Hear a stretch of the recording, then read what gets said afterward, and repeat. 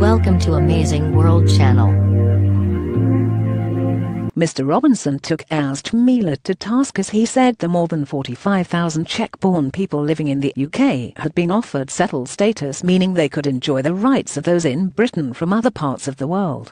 Speaking on the Today programme, on BBC Radio 4, the presenter accused the Czech State Secretary for European Affairs of still not being happy. He said, "Let's try and avoid the Brussels jargon about this court or that. There are more than 45,000 Czech-born people living in this country. They've been offered what's called settled status, which the Prime Minister says means they'll be treated just the same as someone coming from any other part of the world."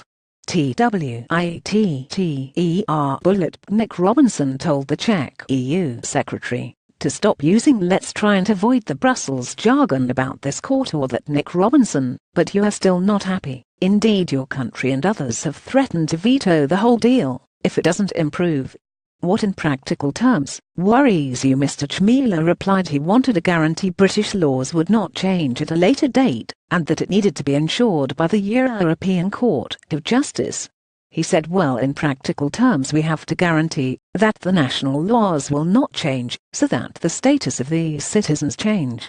Friday, September 22, 2017, British Prime Minister Theresa May gestures as she delivers her speech in Florence in this term. "It is important to have an input of the jurisdiction of the European Court of Justice, so that the permanence doesn't change, so it's guaranteed." Close quote. Meanwhile, in a keynote Brexit address in Florence, Mrs May signed the UK up to a 2-year transition period on membership terms, a sizable divorce-free and ongoing respect for ECJ judgments.